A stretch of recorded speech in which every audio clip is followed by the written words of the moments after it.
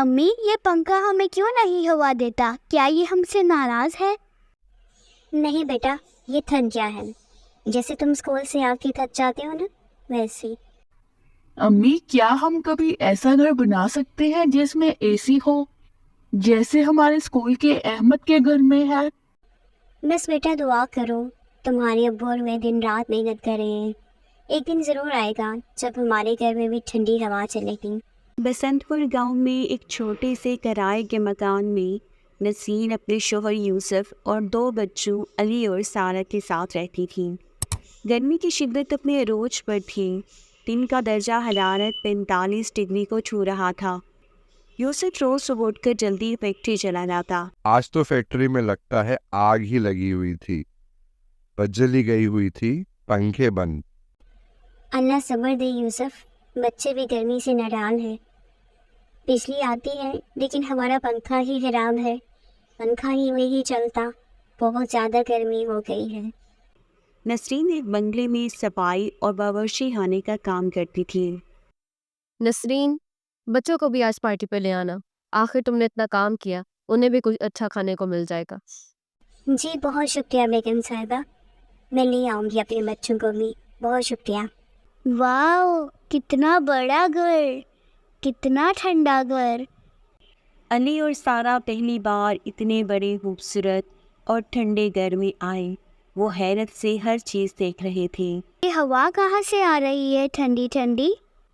مجھے نیند آ رہی ہے. یہ بیڈ کتنا ملائم ہے. جب بچوں نے کمرہ ٹھنڈا دیکھا تو وہ وہاں بیڈ پر لیٹ گئے اور تھکن سے ان کو نیند آ گئی. مسز فاطمہ نے جیسے ہی بچوں کو سوتے دیکھا تو چیخ اٹھی. تمہارے بچے میرے کمرے میں کیوں سو رہے ہیں؟ ان کی جرت کیسے ہی؟ نوکر ہو، اپنی اوقات میں رہو. اپنے بچے کو لے کے یہاں سے دفع ہو جاؤ. تمہاری جاب یہاں پہ ختم ہو گئی ہے، دوبارہ یہاں قدم نہ رکھی.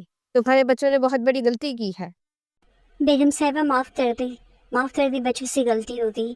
معافی کی گنجائش نہیں. تمہیں آج سے کام پر آنے کی ضرورت نہیں. نکلو یہاں سے. نسرین روتے ہوئے گھر واپس آ جاتی ہے.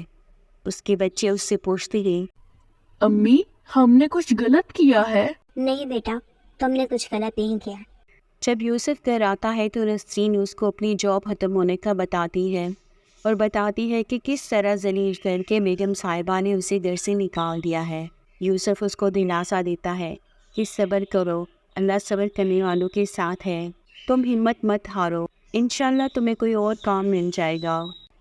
نسرین اپنا کام ڈھونڈنے کے لیے بازار سے گزر رہی تھی کہ ایک ہوٹل کے پاس سے وہ گزری جہاں پر اس نے ایک بینر لکھا ہوا دیکھا. لکھا تھا کہ خاتون شیف چاہیے. نسرین نے کچھ دیر کھڑے ہو کر سوچا کہ کھانا تو میں بہت اچھا بنا لیتی ہوں، اور یہی سوچ اسے ہوٹل کے دروازے تک لے گئی. جی بہن، کیسے آنا ہوا؟ السلام علیکم بھائی صاحب، میرا نام نسرین ہے. میں کھانا پکانا جانتی ہوں، بہت محنتی بھی ہوں. میرے گھر میں کھانے کو کچھ نہیں ہے. اگر آپ مجھے ایک موقع دے دیں تو میں آپ کو شکایت کا موقع نہیں دوں گی. تو آپ کو پہلے کھانا بنانا ہے. میں چیک کرتا ہوں کہ آپ نے اچھا کام کیا ہے، میں آپ کو نوکری دوں گا. جی بھائی صاحب، میں بہت اچھا کھانا بنا لیتی ہوں، آپ مجھے ایک موقع دیں. نسرین نے بہت دل لگا کر کھانا بنایا.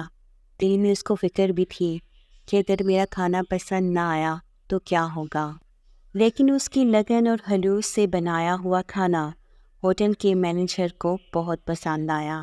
نسرین نے کئی طرح کی ڈشز بنا کر ٹیبل پر سجا دیں. جب ہوٹل کے مینیجر نے یہ چیک کیا کہ اس کے کھانے میں کتنی لذت ہے تو اس نے فوراً نسرین کو اپنے ہوٹل میں کام دے دیا.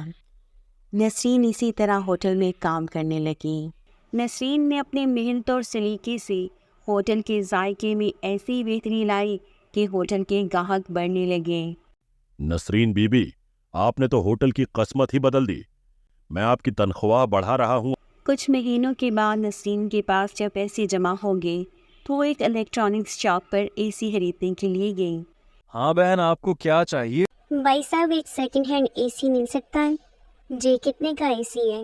10,000 روپے کا ہے باجی. امی یہ تو بہت مہنگا ہے، رہنے دیجیے. بھائی 10,000 تو بہت زیادہ ہے، میں 8,000 تک دے سکتی ہوں. یہ اے سی آپ مجھے دے دیں، آپ کا بہت بھلا ہوگا. یہ میرے بچوں کا ہاتھ ہے. یہ دوسرا ہاتھ ہے، اس کے لیے 8,000 روپے دیں. चलें, बच्चों की ख्वाहिश के लिए मान गया, ले जाएं।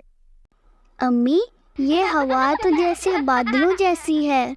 अम्मी, अब हम भी किसी दिन बड़ा होटल खोलेंगे ना, और उस होटल का नाम रखेंगे अम्मी का जायका। नसरीन, तुमने वाकई कमाल कर दिया। तुमने हमारी तकदीर बदल दी। मेरे बच्चों की हंसी से कीमती कुछ नहीं। अल्लाह मेरे बच्चों को ऐसे ही खुश रखे। एक दिन होटल में फातिमा बेगम आ गईं। वो नसरीन को वहाँ देखकर हैरान रह गईं। अरे नसरीन, तुम यहाँ? जी बेबी जी, अब मैं यही काम करती थी। यहाँ पे मैं शेफ़ हूँ।